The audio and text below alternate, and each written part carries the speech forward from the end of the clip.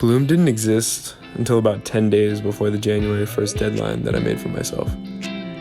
I knew that I was going to put out music on that day, but nothing I had already recorded felt right. I wrote the song in an evening, finished producing it the next day, and then I was certain that this song would be my debut.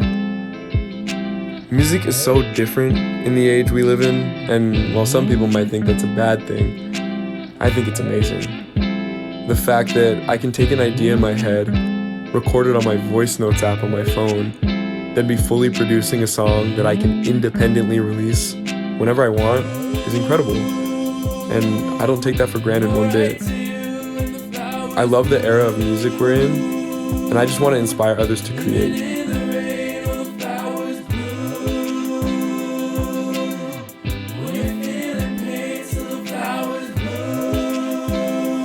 This is a look behind the production of Bloom. I hope you enjoy.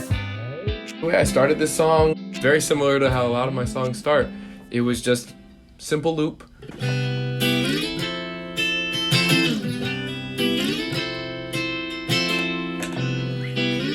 I just kept that rolling, and that you'll be able to hear is this first layer, this first guitar right here. That just runs the entire way through the track. I'm gonna solo this guitar track here, and this is exactly how we started the track. I just threw this on loop.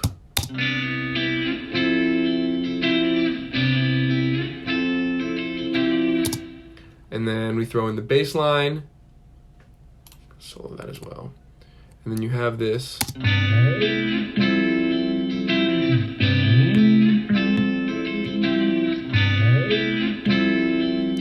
Going through the entire track. And so basically everything else on top of that is a super simple beat. And so down here you can see there's only 3 parts to the beat. There's the kicks and the snaps, the hi-hats, and then the strings. And so between these 3, the kicks and the snaps, the batik hi-hats, and the strings, we have a very simple beat. And I'm really proud of this because it doesn't sound like your typical pop song. I get a lot of influence from a lot of rap music that I like. All together.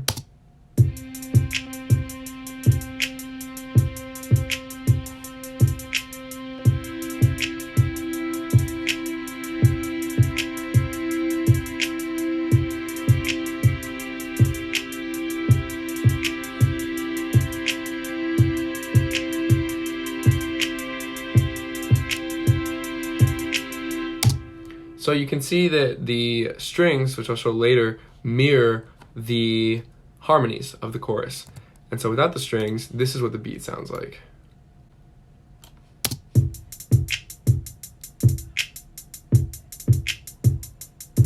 So very hip-hop influence, and I'm really proud of that because with that and then the guitars over it, this is what it sounds like.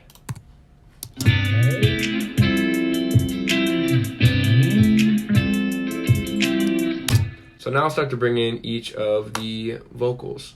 So we have our lead.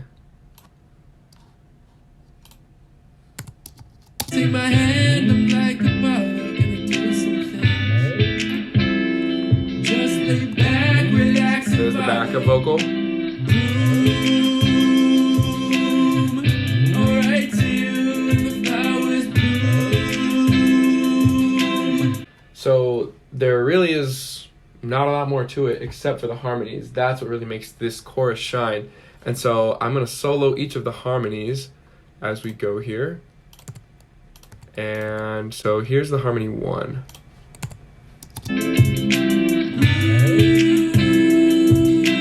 Here's harmony 2.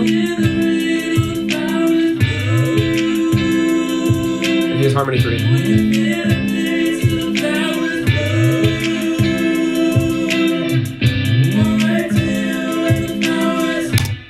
So now I'll do that without any of the instrumentals so you can really hear the vocals shine. So I'll do the harmonies themselves.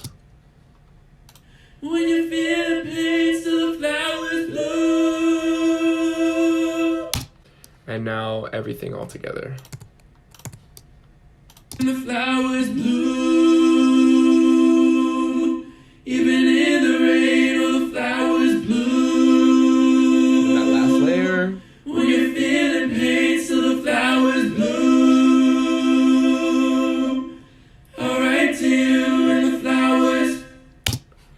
that's essentially it. That runs through the whole thing. I'll play some of the bridge so that you can hear how that sounds, because that's one of my favorite parts.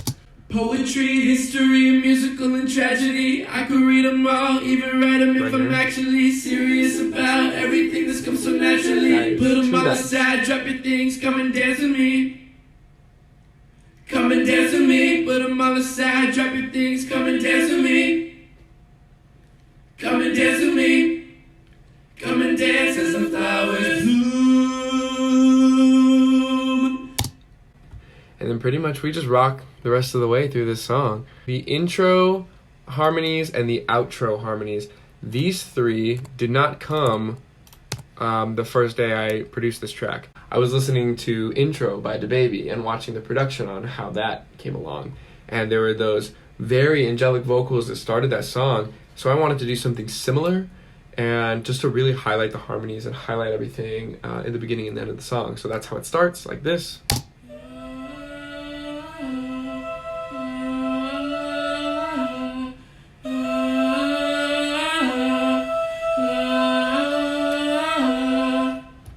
And that's also how the track ends. Let me finish here. Alright, to you and the flowers.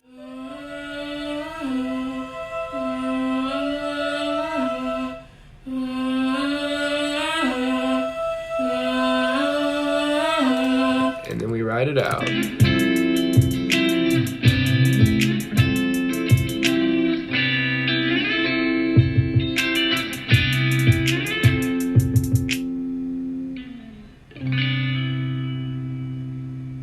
And that's it. That's how I made Bloom.